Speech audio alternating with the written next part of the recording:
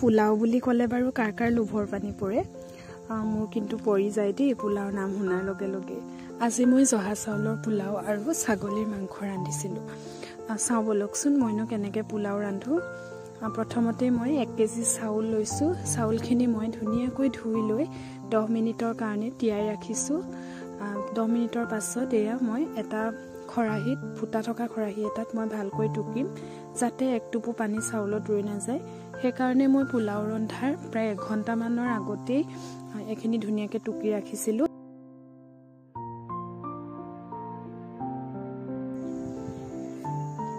চাউলখিনিটো প্ৰায় 2 ঘণ্টামানৰ আগত টুকিলে আৰু ভাল হয়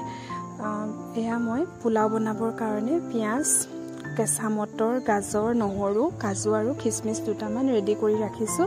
মই যেহেতু প্ৰেছাৰ কুকাৰতে বনাম কুকাৰটো পাতি লৈ তাত মই 1 চামুচ ৰিফাইন তেল আৰু 1 চামুচ গৰু ঘিউ দিছোঁ ঘিখিনি গলি যোৱাৰ পাছতে মই লগালগ তাত আজি দুফুটা নহৰু কাটি ৰাখিছিলোঁ সেই নহৰু দুফুটা দি দিছোঁ আৰু তাৰ লগে লগে মই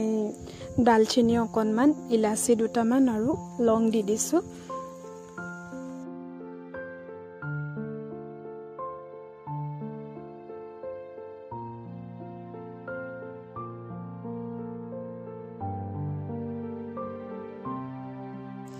সেইখিনি ফুটি উঠাৰ পাছতে মই কাটি ৰখা পিঁয়াজখিনিও দি দিছোঁ পিঁয়াজখিনি অকণমান ৰঙচুৱাকৈ ভাজি ল'ম ৰঙচুৱাকৈ ভাজি হোৱাৰ পাছতে মই কাজুকিটা আৰু খিচমিচকিটাও তাত দি দিছোঁ কাজুকিটা মই অকণমান সৰু সৰুকৈ কাটি লৈছোঁ মোৰ সুবিধাৰ কাৰণে এইখিনি সময়তে মই অকণমান চেনি দিছোঁ যদি পোলাওটো বেছিকৈ মিঠাকৈ ভাল পায় আৰু অকণমান চেনি দিব পাৰে তাৰ অকণমান পাছতে মই গাজৰ আৰু মটৰকিটা দি দিছোঁ এইখিনি দিয়াৰ পাছত আৰু 3 মিনিটমান ভাজি ল'ম 3 মিনিটমান হোৱাৰ পাছতে মই যিখিনি চাউল ধুনীয়াকৈ টুকি ৰাখিছিলোঁ ধুই পখালি সেই চাউলখিনি দি দিছোঁ চাউলখিনি দিয়াৰ পাছত মই একেবাৰে লো ফ্লেমত 5 মিনিট সময় ভাজিম মই বেছিকৈ নাভাজো ইমানখিনি সময় ভাজিলে মই খাই ভাল পাওঁ সেইকাৰণে তেনেকৈ ৰান্ধিছোঁ 5 মিনিট হোৱাৰ পাছতে মই ইয়াত পানী দি দিছোঁ যেহেতু মোৰ চাউল 1 কেজি আছিলে মই প্ৰায় 1 লিটাৰ পানীয়ে দিছোঁ আৰু পানীখিনি কিমানটো দিব লাগে আপোনালোকে হয়তো ধৰিব পাৰিছে যে চাউলখিনি ডুব যোৱাকৈহে মই ৰাখিছোঁ পানী তাতে অকণমান নিমখ আৰু একেবাৰে পানী দিয়াৰ পাছতে 1 চামুচ আকৌ ঘি দি দিছোঁ আৰু একেবাৰে শেষত মই ফ্লেভাৰৰ কাৰণে 2টা কেঁচা জলকীয়া ওপৰতে দি দিছোঁ পানী কিমান দিছোঁ মই আকৌ এবাৰ দেখাই দিছোঁ ভালকৈ ইয়াত পোলাওটো কিমান ধুনীয়াকৈ জোখত ৰৈছে ইয়াতকৈ কিন্তু পানী কমকৈ দিলে পোলাওটো তলত লাগি যাব পাৰে মই সেইকাৰণে ইমানখিনি পানীয়ে দিওঁ মাংসখিনি বনোৱাৰ আগতে মই ধুনীয়াকৈ ধুই লৈছোঁ ধুই লগালগ অকণমান সময় মই মেৰিনেট কৰি ৰাখিম মই 2-3 ঘণ্টা মেৰিনেট কৰি ৰাখিছোঁ অকণমান দৈ দিছোঁ 1 চামুচ হালধি আৰু 1 চামুচ জিৰা গুড়ি আৰু 1 চামুচ মিট মছলা এইখিনি দি মই ধুনীয়াকৈ 2-3 ঘণ্টাৰ কাৰণেতো ৰাখিছোঁ আৰু এনেকৈ ৰাখি থ'লে ছাগলী মাংসখিনি খাবলৈ বৰ সোৱাদ লগা হয়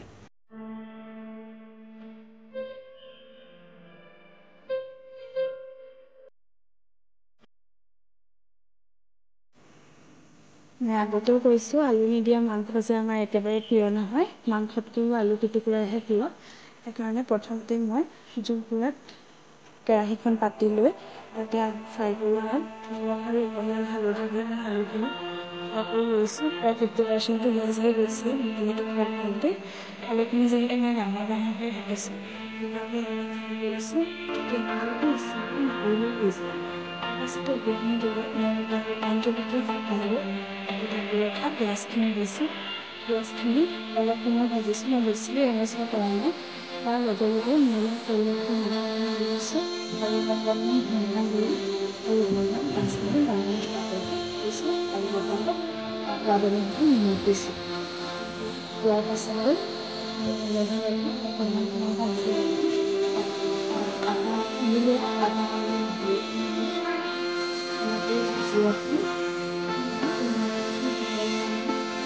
টেষ্ট ধুনীয়া হৈছে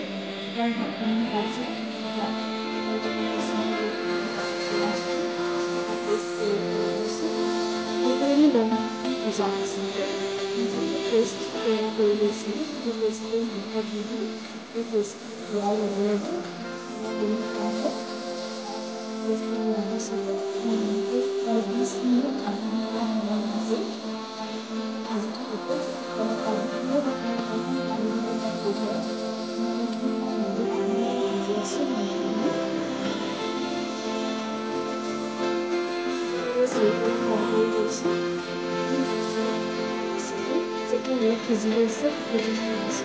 আৰু আলুখিনি